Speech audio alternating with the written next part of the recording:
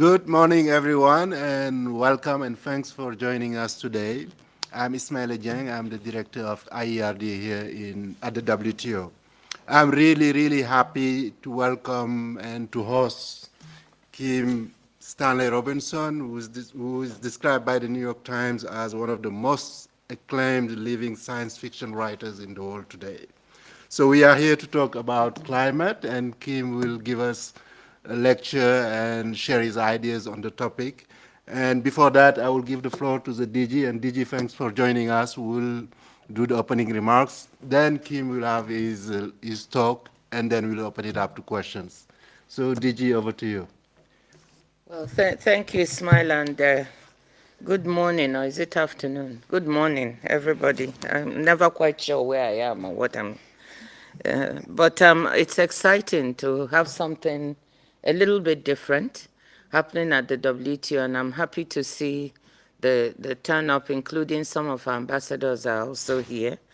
Um, but I want to thank you for coming and to thank all of you here this morning. It's really a great pleasure to have Kim with Stanley Robinson with us. I also want to thank the IERD for coming up with this idea. I hope we can have more of such interactions. Stan has published 22 novels and many short stories, and he may be best known for his Mars trilogy, which won numerous prizes, including the Hugo and Locus Awards for Outstanding Science Fiction. But today he's here with us to discuss a topic much closer to home, the threat from climate change. I call it the existential threat from climate change, which is the topic of his most recent bestseller, The Ministry for the Future, and he just signed a copy for me. I sort of regret we should have brought many more copies here, and then he could have had a kind of book signing. But anyway, I urge you all to buy it. I look forward to reading this. I think it will be a little bit different from committee notes, right? In this book of speculative fiction, Stan brings us a picture of the world in the 2030s into the 2040s as climate change has begun to inflict dramatic impacts on both people and planet. But what is really of interest to me is that Stan is also focused on who might be in a position to bring about transformative change and ensure that the global response to climate change is sufficient to the challenge. And in this regard, he highlights the WTO and the rules of the international trade system as a potential point of leverage. I will say that I give you all credit. You were not influenced by dynasty. So I won't say much more. I just want to hand over to you to walk us through your thinking about climate change and trade. And let me add that this is a topic that is really very much on our minds as we get ready to go to Dubai for COP28. And as many of you will get to know and see, we have made it clear that trade is part of the solution to climate change. Many people are used to thinking of trade as part of the problem. And I always say, yes, the logistics of trade accounts for some of the emissions we see, whether it's aviation for 3% of global emissions or shipping. But I know that those problems will eventually be taken care of. I just spent some time with some Greek shipping companies, and they're all telling me of how they're working on alternative fuels, and that very soon in the future they'll be switching. But what we need to make clear to the world is that we at the WTO see trade as an instrument that can help change the trajectory of carbon emissions in the world.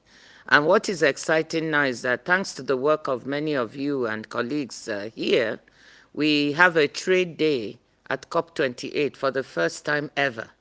And at that trade day, we are going to launch a set of policy proposals that demonstrate how both the WTO and trade in general can contribute to lowering carbon emissions and getting us to net zero by 2050. So we're very proud of that, and I hope that the talk you're going to listen to today places that even more firmly in your mind. So over to you, Stan, and enjoy. I hope it's being recorded because I hope to be able to listen to it a bit later in the day. Thank you. Thanks, DG. Stan, over to you. Well, thank you very much, Dr. Ngozi and Ismaila, and to Dan Esty for the invitation. It's a pleasure to be here and to talk to you. And I'm going to tell you a story, and we can discuss afterwards. This summer, the northern summer in September, the temperatures, the global average temperatures have been shocking. And to the point where I think the scientific community, the climate community, is truly startled that it could get that much hotter that fast. And it's been a shock that is at the end of a sequence of shocks that I would say just as let's just start with the pandemic. So for the last 3 years, there has been a sequence of climate and world historical shocks that have reminded everybody on Earth that civilization, human civilization, is dependent on the biosphere that sustains us, that is our extended body and home. And when it is in trouble, we're in trouble. And so that has become clear. People are scared. They are ready to act. And I want to read you a couple of sentences from Pope Francis. And I was going to say that it's rare that I quote the Pope in talks, but in fact, this is the first time it's ever happened. So I get to pontificate. The verb finally is appropriate. I have realized that our responses have not been adequate, while the world in which we live in is collapsing and may be nearing the breaking point. The necessary transition is not progressing at the necessary speed. Consequently, whatever is being done risks being seen only as a ploy to distract attention. We must move beyond the mentality of appearing to be concerned, but not having the courage needed to produce substantial change. And I think this is a general opinion now, a general feeling in the world that is new, and it certainly did not exist when I wrote Ministry for the Future or before the pandemic. So we've experienced an acceleration in history that has added to what is called the Great Acceleration, that human history since World War II, all the social sciences now refer to it as the Great Acceleration, that everything that we measure in terms of human life has accelerated in sometimes hockey stick graph style since World War II. And since 2020, there's been an acceleration within the acceleration, and we therefore are looking for new conceptual tools, and we have them, what you can call cognitive maps. The cognitive mapping for this moment, now called the polycrisis by some, because it's not just climate, it's several other converging factors in biosphere history. We have to act, and we have the conceptual tool now of the planetary boundaries from Johann Rockstrom and the Potsdam Institute. It's a new kind of graph, a way of grasping the situation by a sense of boundaries that we cannot break without wrecking civilization as well. And indeed, we have, Dan and others, it's now a WTO term, the sustainability imperative. It's not a choice, it's not a political option amongst other options. It's imperative that we move to a sustainable civilization, or else the system might crash. But how? And what do we do, and how do we do it? The system that we have to deal with it is the nation-state system in terms of politics and capitalism in terms of economics. The two are a paired system historically. You could call them conjoined twins. Treaty of Westphalia, 1648, the rise of capitalism. Through these last centuries, this has become nation-states with sovereignty over their countries in competition with the other countries in a zero-sum game. If you win, I lose. And so that system and capitalism, the reign of capital over labor, in combination, we've seen them try to cope with world problems before. We've seen them fail in the 19th century, in the early 20th century, a cataclysmic failure of the nation-state system and capitalism to solve global systemic problems, and yet that's still what we have. So in that context, well, I want to tell you a quick little story on the side here.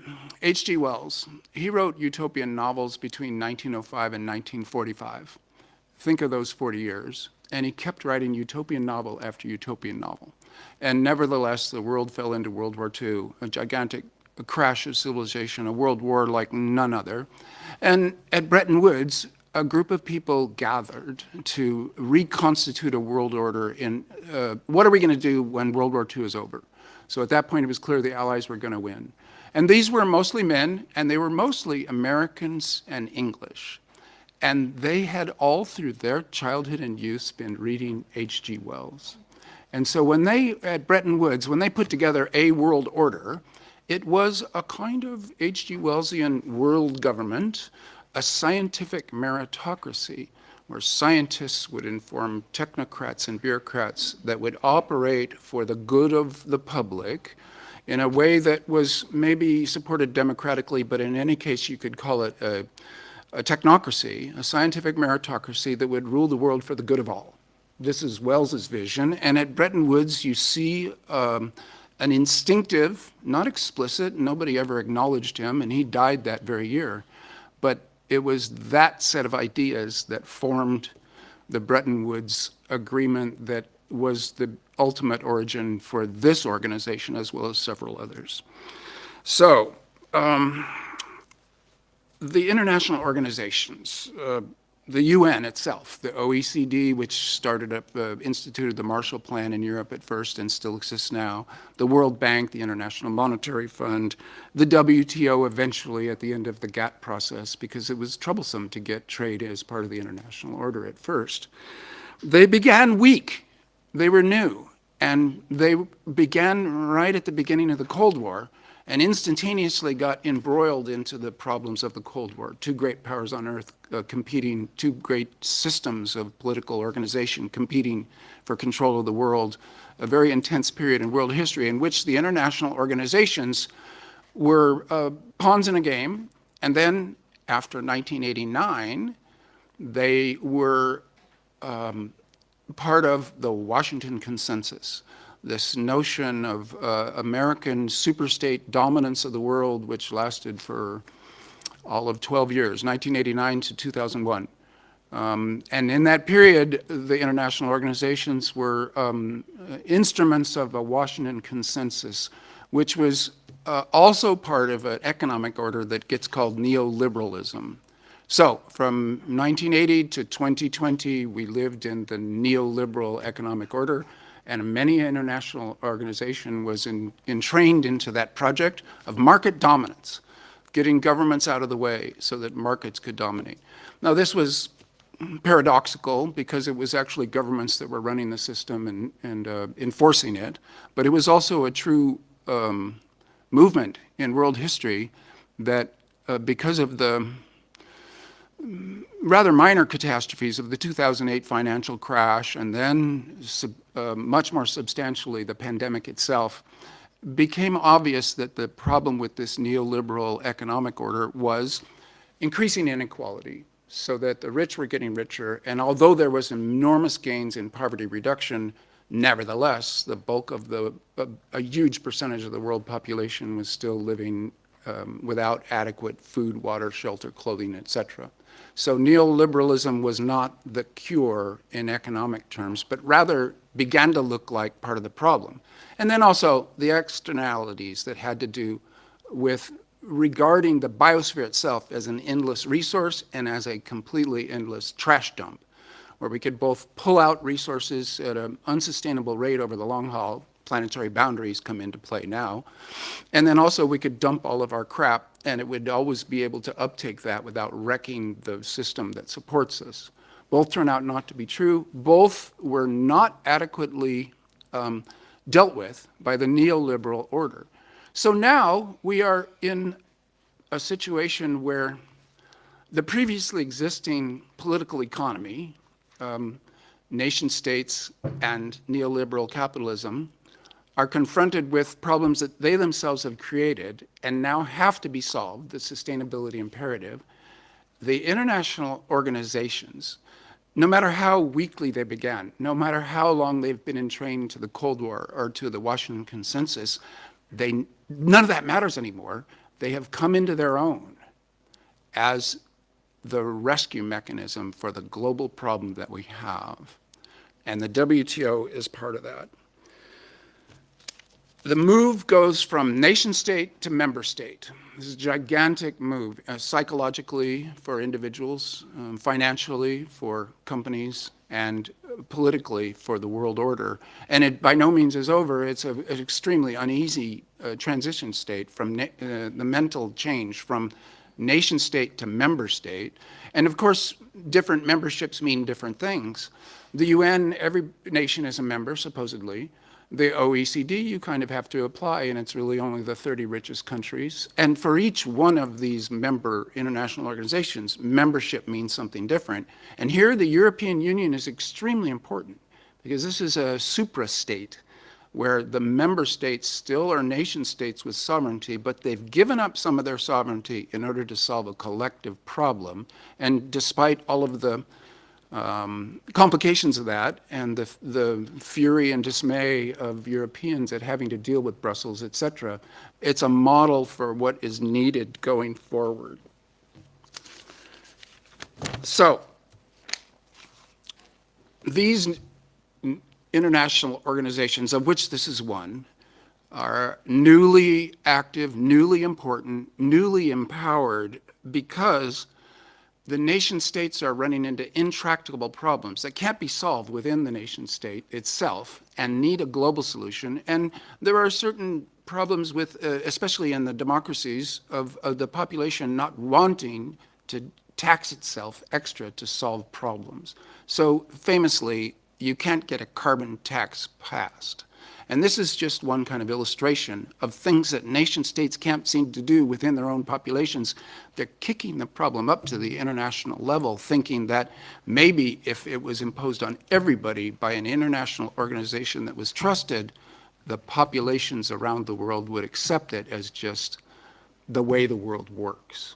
So this is the opportunity that has come to the international organizations on multiple levels. And so you get the UN's IPCC, and they're in the Paris Agreement. And before that, you have the Montreal Protocol that solved the problem that we were carving a hole in the ozone layer. Extremely successful international treaty that can serve as the basis for other atmospheric treaties that might be coming forward under that Montreal Protocol. There's another Montreal Protocol now. By coincidence, the Chinese ran their meeting for the Biosphere COP, Biodiversity COP 15, I think it was, in Montreal with the help of the Canadians. They passed a 30 by 30 rule that was agreed on by everybody, 30% of the land surface protected for the wild creatures by the year 2030, an astonishing international achievement, underreported as such. And then the Ocean Commission managed to do the same thing for the oceans. 30% of the oceans not fished by the year 2030. The restoration to biosphere health from those two new agreements alone are gigantic, and there are more like them. The International Marine Organization having required ships, and of course this is very important for WTO, container ships and oil transfer ships to have cleaner shipping fuel, has had measurable impacts on the atmosphere. And then the OECD having established a rule that countries have to have a minimum 15% corporate tax, which kind of kills tax havens and the movement of capital freely around the world. This is a rebuttal to the neoliberal market freedom, the freedom of capital to move anywhere it wants on Earth, to do anything it wants on Earth, has been rebutted by an international treaty organization. So these are some of the successes that we see coming out of the international organizations that are newly empowered by the global crisis. And the WTO is particularly well positioned to join this effort because it has some teeth. Many of these international treaty organizations are simply agreements to promise each other. There is no good sheriff involved here. countries make promises to other countries. They join the general hurrah, and they say, yes, indeed, we will do this. And then they go home, and their home governments say, well, we don't have the slightest intention of doing that. And I'll take it, for example, a early and small success, the Antarctic Treaty, 1959, and renewed. The Antarctic Treaty gets broken all the time by nation states that send their fishing fleets down there, for instance, and despoil the Antarctic Ocean, which has got very slow-growing fish, and devastates it. And there is no sanction. There is no fine. The Antarctic Treaty is an agreement without a sheriff. And so it gets ignored. The World Trade Organization has a robust tradition of complaints, a mechanism for people are cheating the system, the agreement that we've all signed onto as member states of the WTO. We complain, it goes to a hearing, judgments are made. You have to tell me the results of this. Is it fines? Is it changes of behavior? I don't really know. It's a detailed history that I am not up on, but I know that many of you are. But this means it's an international organization with an agreement that has some teeth in it, and that's unusual. And I've got to say, I've worked in my mind for a long time to make a proverb out of this, based on the proverb, in the kingdom of the blind, the one-eyed man is king. So I'm thinking, in the kingdom of the toothless, the person that has some teeth, they're not exactly king. They have a responsibility, but the person that has the teeth has to chew the meat. That doesn't work. The person that has the teeth is required to go out there and bite the tiger on the ass. This is not going to win the Proverb Hall of Fame membership, I have to admit. But you see what I mean. An organization that already has some teeth can go out there and do things in the world. It's already equipped to do.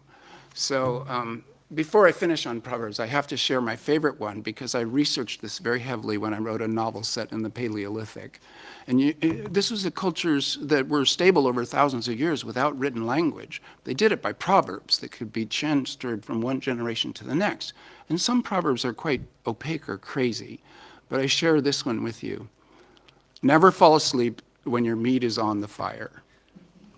Now that has a ring to it, right? That happened, that's true. And maybe you could say that in civilization, and slightly stretched here, our meat is on the fire. We cannot fall asleep, or it all is going to burn up. So I share that with you as a good proverb, as compared to the one that I tried to make up and couldn't. So part of what's happening here at WTO happened just last month in Villar. The Villar framework for changes in the WTO has set some principles for going forward and making the WTO more effective in the world in this set of problems. This is important, and I think what's happening in this, one way to characterize this is, okay, let's talk about trade. Why is there this phrase, free trade? What does that even mean? Isn't trade always a trade? What's free about free trade? And then there's this phrase, fair trade. Oh my God, if trade is a trade and the two parties have agreed to it, what's the difference between trade and fair trade? Well, trade was always part of a power relation. It's embedded in history, a history of imperialism, colonialism, and uneven development in the world. That's the context in which trade takes place. So if a powerful nation with a lot of capital comes to a developing nation that is poor and has nothing but its natural resources, says, we'll buy your natural resources for you, we'll trade, and we'll give you in return our manufactured goods, et cetera, et cetera. There's a history here that you know better than I do, where trade was an aspect of a power relation, and many a nation in the world has had to have its farmers and orchardists and growers and manufacturers work at a almost subsistence level, give their lives to making a product that for the developed world was simply one consumer choice amongst others. And so a trade could go. You could go to Cote d'Ivoire and you could say, look, we'll buy your cocoa beans, but we could also buy them from Guatemala if you don't sell them to us cheap enough. And there's a power relation in trade. So then in Cote d'Ivoire, of course, you sacrifice your lives to make a product that is just chocolate in another developed country. So fair trade is trying to say, we're all in this together, and if it's going to be a trade, both sides need to prosper from it. And so this is what we're seeing in the VLAR agreement, and I want to particularize, well, I wanted to, the framework. I had circled a couple of the phrases, but a couple of them are particularly important. To make an accounting system so you could actually run the numbers on what a fair trade would be, and then also to include the hidden cost of carbon burn and of biosphere despoilation. So these are two things that would change the rules of the WTO trading system to be more sustainable and more just, and people getting paid properly for their work and the environment being treated sustainably as part of the way that the WTO operates would be a profound improvement in the world order, in that exactly the problems created by neoliberalism and by so-called free trade, by shifting WTO rules to more fair trade, you would have less inequality, which right now is fracturing the social systems of the world.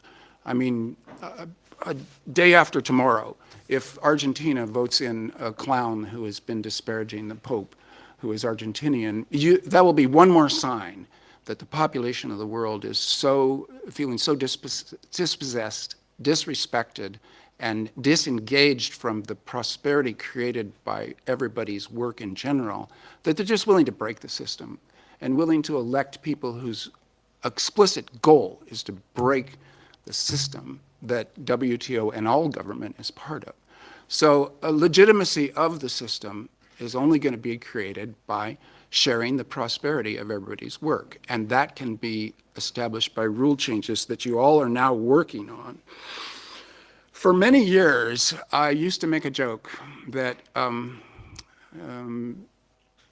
predatory dumping is illegal under World Trade Organization rules. There are anti-dumping regulations. And that dumping, you sell something for less than it costs to make it in order to drive somebody else out of business. That's the predatory part. You all know about this. If you included the true costs of everything that we do, we're selling everything for less than it costs to make it in people's lives, in resources. So the world economy is illegal under World Trade Organization rules, effectively. It only was funny while it was a joke back in the 90s. And now it's beginning to bite. It has teeth of its own, this truth that we are not charging ourselves the true cost of making the things that we make. And this is where the WTO can actually begin to tip the scales towards paying the true cost without having to get it through nation-state populations, although clearly what you propose to do here at WTO is going to have to pass your member states' approval, but I think that can happen.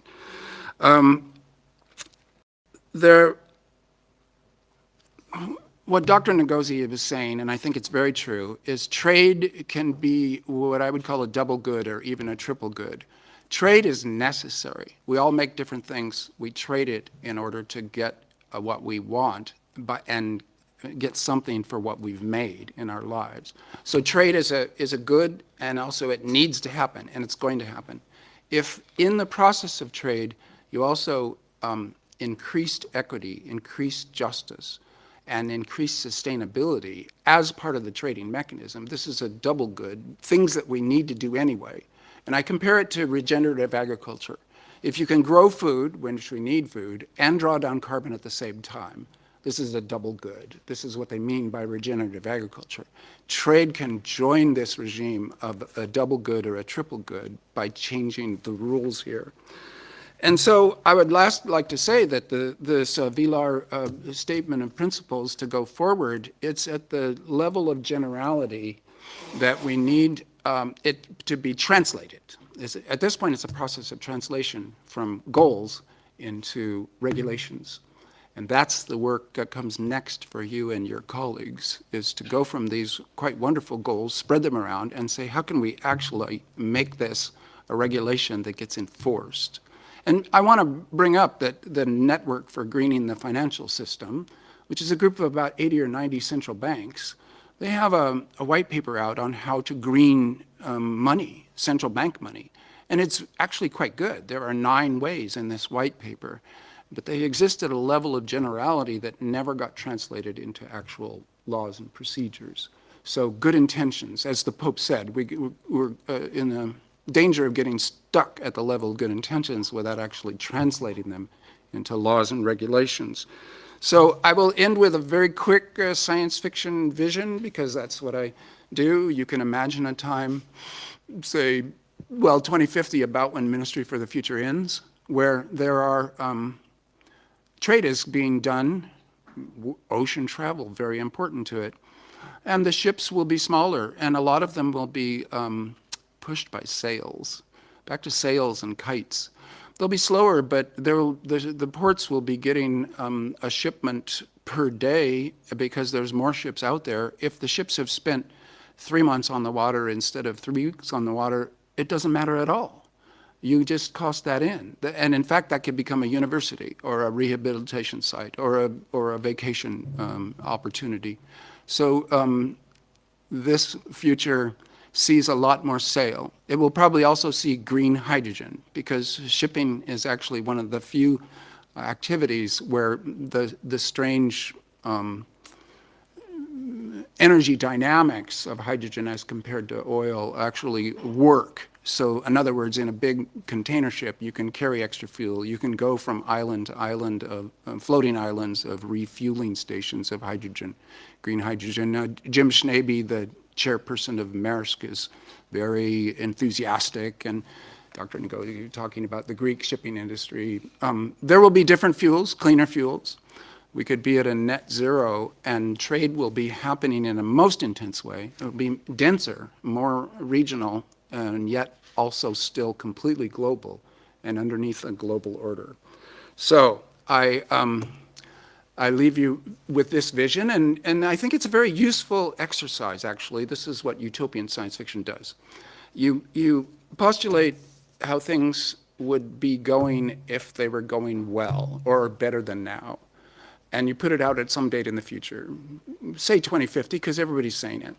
And then you work backwards from that. What would have to happen starting now to get to that good result? And then it gives you some orientation. It gives you a cognitive map. This is what we can do right now to start ourselves on that good course of history to get to the good result. So, thank you.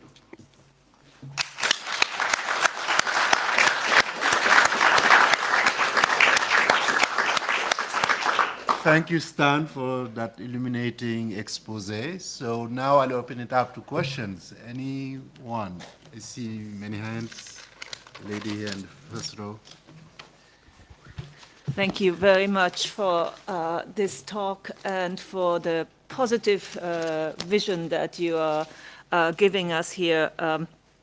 I have to confess, I spent many hours with your books, and I find them extremely inspiring.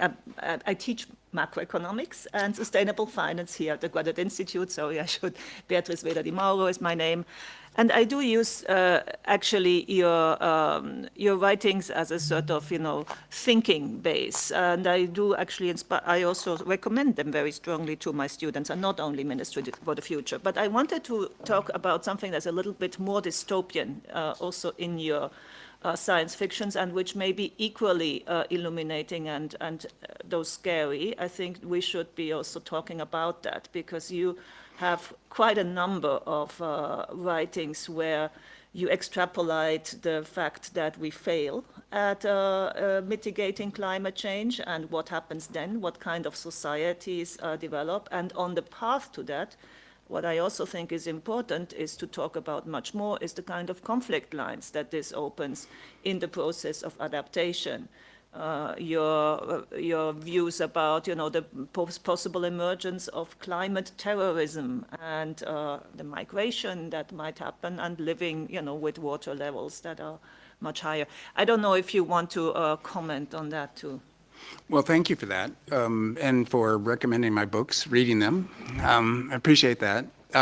It is a difficult question, and indeed, as a utopian science fiction writer, and I guess I've been doing this now utopian science fiction for about 35 years with divagations to one side or the other, but also trying to present utopia as a positive course for history rather than a successful end state. So it's historical and it needs changes to happen. And if they don't happen, we are going to end up with people so angry that violence is going to erupt. The dispossessed of the earth or one nation state against each other, I don't need to even point out that we are seeing two wars right now. And so when I wrote The Ministry for the Future in particular, as a utopian science fictioner, I wanted to say to everybody, we cannot adapt to a temperature rise that's too extreme because it will kill humans outright. A wet bulb 35 temperature. This was news. I needed to tell it. I think maybe the first chapter of Ministry for the Future coming from a utopian science fiction writer is particularly shocking, like a friend suddenly punching you in the face. But then the novel goes on to say, well, we're going to have to cope with problems like this, and we're going to have to do it in a world that is going to be increasingly chaotic and violent. The rise in temperature is going to be political as well as atmospheric. We're seeing that already. It can be argued, and I think it's quite true, that maybe both of the wars that we're seeing right now have underneath them fossil fuel causes, energy concerns, a feeling that there's not enough for everybody, and a squeezing in. So I wanted to be realistic. And I don't think Ministry for the Future is a good teaching tool for talking about political violence. There are people in the book who think it's succeeding. There are others who don't. There is a black wing to the Ministry for the Future, a hidden underside that Badim runs, a character who is from Nepal and India. Well, what has he authorized? The reader doesn't know. The reader has to imagine, what would I do if I were Badim to try to make a better world? What would I authorize? And also, I had not read, I don't think it existed maybe, How to Blow Up a Pipeline by Andreas Malm. This is a very important book because he de-strands violence into two strands, sabotage and murder. And he makes the argument that sabotage, the breaking of property, is maybe not even violence at all. It's simply the breaking of property. And if the property is doing damage to the biosphere, maybe it's justified. And then murder or even violence against other humans is never justified. When you have Malm as a lens, you can read my book and do the de-stranding. If you just read this novel, it is just as messy as history itself, maybe messier, I must confess. But in any case, it's not a guidebook to what to do, even though people have sometimes taken it that way. It's quite frightening. There are countries I can't go to. There are situations where I've been misunderstood in ways that are quite fundamental. And so I guess I should leave it at that and just say it is a novel that tells one story that I wanted to make sure that everything that good happened in it was ballasted by the bad things that are also going to come. And I was also trying to make this statement that we could get to a good result by 2050 and still have a rather ugly and chaotic 2 or 3 decades to get there. That it might look like failure. And so it will be fail, fail, fail, fail, and then at the end when you're at success, you could be saying, well, how did that happen? It will happen from efforts of groups like yours, persisting despite the chaos. Thanks. Yes, sir. Good morning. My name is Alex Castrine from International Trade Center, a sister organization of the WTO. And thank you very much for your talk, and I'm halfway through your book and enjoying it tremendously. Just 2 things. One, flippantly, to assist with the proverb, maybe in a world of the toothless, the environmentally conscious vampires will save the world. Yes. I hope that helps. I like it. Okay. I like it. Vampires is the crucial addition there, yes. On a more serious note, so as I understand it, you're proposing that we work within the existing capitalist system in terms of not breaking down institutions, but as an economist would say, pricing in carbon to think about how to address the crisis that we have in front of us. You are a master communicator. It seems to me that part of the problem of working within the existing systems is selling that vision to people who don't have a stake in it or who aren't benefiting from that vision. So people are pushing back, and politicians are pushing back on financing the green transition. there are, of course, anti-capitalist groups, and maybe 10, 20% of the world are sort of in that sort of left-wing camp of just rejecting capitalism, or looking at alternative market visions. How do you sell that green transition to those groups? What is the vision that we should be selling that? And I guess it's tied up with the inequality question that you mentioned. And I suppose a related question, but perhaps a second one, is to finance this, to push through this green transition, there's a trade-off in terms of sourcing critical minerals from, particularly from Africa, from DRC, where there's de facto slave labor in terms of mining cobalt and the like.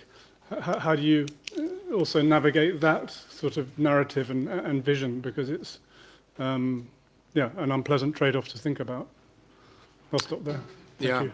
Thank you for that. I'm a left-winger myself, and I have a long intellectual history as an American leftist. And I have to say that I regard that as almost completely irrelevant in the emergency that we're in right now. People talk about capitalist realism, which I think is a real thing, where people think there's no other system that can work, and this is the psychological state or the structure of feeling called capitalist realism.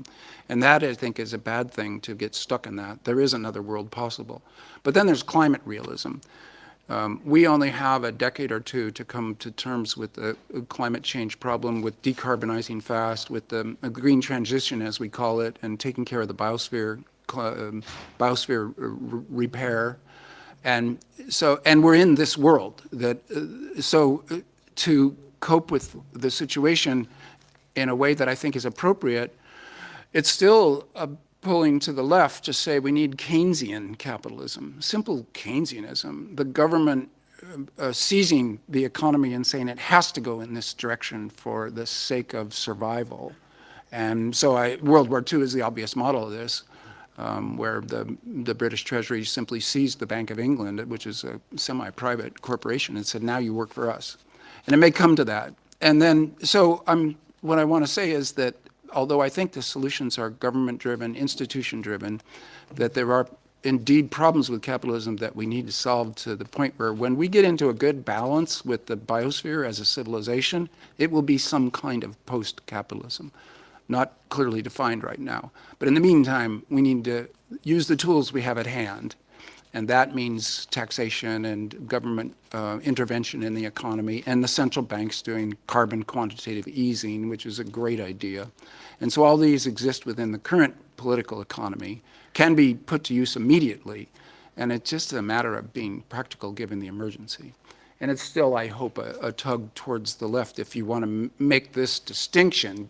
And I'm wondering now if this distinction is even valid anymore between business and government, between finance and the state. They are so conjoined into one system that to focus on one or the other, or to say one is to be preferred over the other, is maybe a category error from an earlier time or appropriate to a later time. And then in terms of communication, you simply have to keep telling the story as widely as possible. And certainly WTO needs to go out there and say to the world, we are about making a better world here, and for everybody. So it doesn't look like it's a tool of the Washington Consensus, which hopefully has been shattered by events, that we're in a new world. And although it hasn't been named yet, and this is something out of a Gramsci, the old world has died, the new world has not yet been born. We are in the interregnum. It's confusing, but we have to invent that new world and get it going. And so it's true that reiterating the story and seeing what connects with people and what convinces them is a reiterative process. You try one version of the story, then you try another, then you try another, and it's all you can do. Thank you. Jean-Marie? Thank you, Mr. Robinson, for your very inspiring speech. I have a comment and one question. The comment is in my official capacity as Deputy DG of the organization, and the question is personal. Can you hear me? I can now. Thank you. I was thanking you first and saying that I have a comment and one question. The comment is on the neoliberal paradigm. I just want to make it clear that this is not in the textbook of this organization. You may want to be aware that the word free trade do not figure in the textbook of the WTO, but the words sustainable development do. So the textbook, the neoliberal paradigm does not come from the status, from the organization, it comes from the historical practice, which is true, has been dominating the organization in the context of the GATT and the Cold War during 40 years. And this translated into a state of mind which effectively was dominated by the idea we do not take into account the externalities. We do not price environmental, social cost in the way we approach trade. And this is, so it's a practice, it's a political practice and not a legal requirement. Now, the point is, and this is my question, and this is personal, many countries here fear that pricing the externalities, that is, embedding sustainable development into trade, is a new phase of the imperialistic classical plot. So my question is that to the science fiction writer, we are in 2050. How did we bridge that gap in governance from countries who think that this is a bad thing to do, basically, for the trade? This is something which is a plot to keep them out of market. How did we bridge that out in your fiction? Yeah, it's a good question, which I invite the room to solve in your next few years' work. But I will say this, in terms of guiding principles,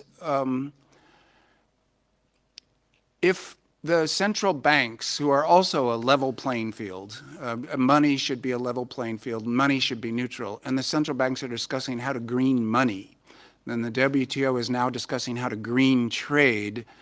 The central banks, and indeed I didn't mention this in my talk, but I meant to, liaisons that working in collaboration with the other big international organizations, so the World Bank, but also this Network for Greening the Financial System. In other words, funding. And Joseph Stiglitz just in Morocco last week said $300 billion a year for the developing world would be necessary for equity and the green transition in the developing world. And we aren't even managing the 100 billion that got promised a few COPs ago. And a lot of that 20 billion that's been given out so far was just debt relief rather than actual money. There's a miserliness in the rich countries right now that is very self-destructive, almost suicidal. So the story needs to be told. Carbon quantitative easing. Money made up from nothing and injected into the world economy, but to the developing countries and to green projects in the developing countries. And then if the WTO rules were organized such that if the, shall we say, the profits, I mean, that's such a strange word in this context because they're often faked numbers. There is no profit when you've wrecked people's lives in a biosphere. But shall we say the value of human work is shared with the people doing the work, and that's clear even in the trade rules. So that when you make a trade, there is indeed, is it a thumb on the scale or is it a righting of the scale back towards justice? This is what you both have to do and convince people is being done. So a carbon quantitative easing and simply fair trade as a commitment and an actuality in your rules. Otherwise it is, and indeed it will be, but this is the paradox of being a technocracy. It will be somewhat top-down. Oh my gosh, the WTO, we're changing the rules, we're making them better. It will be a job to sell to people that it's actually better for them too. It will be a matter of rhetoric and persuasion, and also the reality of the rules themselves lived for a while. So yeah, there's work to be done. Yes, sir. Good morning, everyone. First of all, thank you very much for your talk, and thank you for the WTO for holding this incredible event. My name is Yazid. I'm a student in political science with interest in sustainable finance and global governance. So if I may, I have two questions concerning these topics. The first one concerning sustainable finance. In the Ministry for the Future, you introduced a new digital currency tied to carbon reduction. How do you see the role of sustainable finance in combating climate change? And do you think such a currency could be realistically implemented? And if I may, concerning global governance, I would like to ask you, what inspired you to create Ministry for the Future, and how optimistic are you about real-world institutions taking similar bold steps?